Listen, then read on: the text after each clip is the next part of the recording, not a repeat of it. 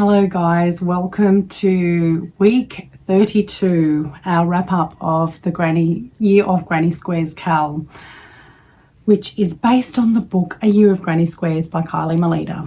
Now this one has given me more, it has frustrated me more, but it has made me smile and made me laugh more than any other square, purely because of just some of the comments that went with it. I'm going to read out a few quotes because because they made me laugh, and I shouldn't laugh because you know, a lot of you are obviously very frustrated, but I shared that frustration. As you know, this was my square, which I embroidered the pattern on because I didn't think I could do I was getting so frustrated with it that, yeah, I was just like, no, I'm not doing it. So that was it. It was a bit skewed, whatever. But I did a thing with some great encouragement and a big pep talk from Cassandra at Craftably Ever After. Thank you, Cassandra. She sent her picture through to me via email and hers was just perfect. Seriously perfect. And yeah, she had some great encouragement. That it's way too long to read that one, but she had some great encouragement for me.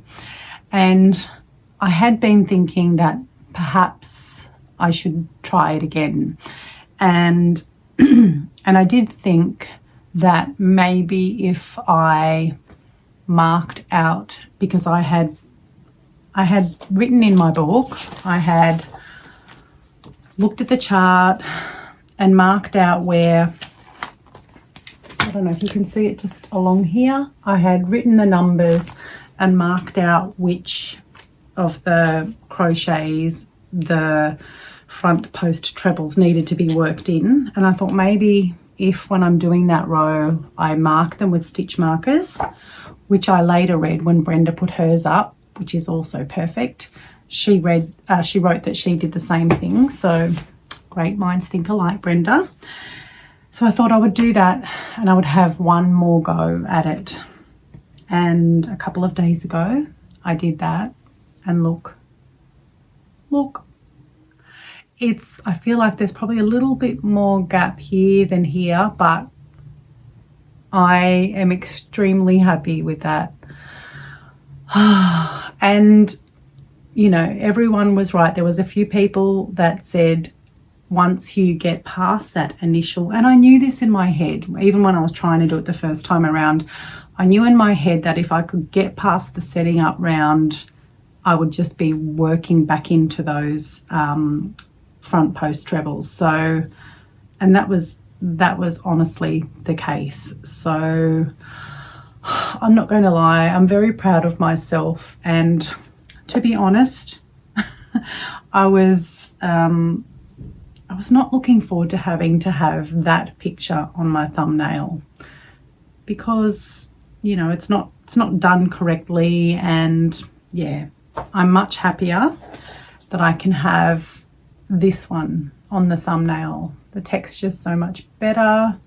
Everything about it is just better. So I'm pretty damn proud of myself, I'm not going to lie. So I say to you out there that did have a lot of trouble with this square, if you want to have another go, you don't have to, but if you want to have another go, mark your single crochets, look at the chart and look at which stitch you'll be working into, mark them with a stitch marker, and you'll find, I think, that you can do it. The other key thing is not having your tension too tight. I mean, it needs to be tight enough that it's not loose, but not having it too tight, otherwise it's going to pull. So there we go. I was pretty keen to show you that. I don't know. Okay, I think I will do the slideshow first, and then I'm going to read some of your comments, or quotes as I like to call them. So let's get into the slideshow. Then I will come back with your quotes, and then I will show you my week 33 square.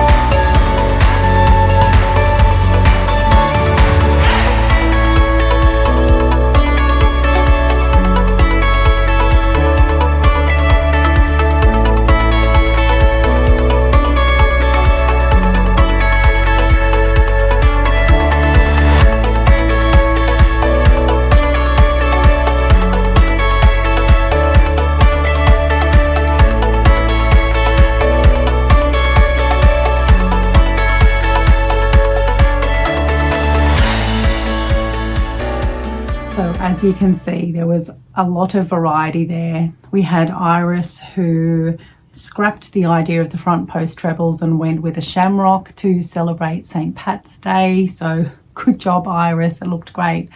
Now, yeah, I just don't know what to say, because it really was a very, very testing square. But I do admire everybody's, everyone having a crack, even when, I had complained so much about it beforehand. But let me just read a few of the quotes. I won't say who said what, but these are all from the Facebook group. So, Flying North, what a shocker. Oh, Flying North, oh my, this is not even close, but I reached my frogging limit, so just kept going. Sorry, I couldn't bring myself to do the border. Bring back the squares. Flying North, I'm not a fan of backwards, forwards, 2 rows below stitches, so my square's not very good. Not my favourite, but it's done. Flying North, was glad to get this one done. I'm pretty happy with how it came out in the end. Even the cat was dubious of this one, looking nice and confused at the pattern. And I'll put a picture in here of the gorgeous cat. Flying North, didn't really enjoy this one. It's far from perfect, but I'm really glad I managed to do it after several attempts. Flying North, it's nowhere near perfect, but considering I couldn't even get sparks done, I'm pretty happy with this one. Flying North, this was not a hit for me, that's for sure. Flying North, it's done, but not well. In my opinion. The stitches pull on each other. I started over once or twice before finally being able to do it. Very reminiscent of sparks, which I didn't care for. Hell for me would be having to make a blanket out of those 2 squares. Onward. I kind of agree with that one, although I would have agreed with it even more so prior to having been able to work it out. And finally, Flying North. Correction, flying nowhere. I tried so many times, couldn't do it. I tried surface stitches, they looked nasty. So it is blank. And when I got the squares all together, I'll decide whether I applique something on it or leave it plain. Oh gosh, I'm sorry for laughing, guys, but honestly, it really did give me a giggle, and we're all in this together. I should finish though with really positive. So Brenda, who, as I said, nailed it. She said she loved crocheting this square. It went quickly. She marked the single crochets in the first row, as it's easier to find where to put the front post treble as she went along. The pattern left out, now this is interesting. She said that it left out that you should miss a stitch after the front post treble together and then do the 3 single crochets. But she said that she had done this kind of thing before, so knew what to do. So that is interesting. Yeah, very interesting. I must say myself, I sometimes felt like I wasn't quite sure if I was going into the right stitch after the treble together, but I based it off whether I had enough single crochets at the end according to the pattern. And if I didn't, I went back and then went back a stitch, if that makes sense. So anyway, guys, it's done. If I'm recording this Thursday morning, so there may be a couple more to come in. So I might have missed your quote or comment, but yeah, done. We're done, and congratulations to everyone who had a go. Now, let's move on to square 33, which was Bonfire. Let me grab the book. I wasn't fussed on doing this one, but I mean the actual square itself, I quite like doing solid grannies like that. Obviously there's just a fair bit of color changing in here. I didn't find it terribly difficult.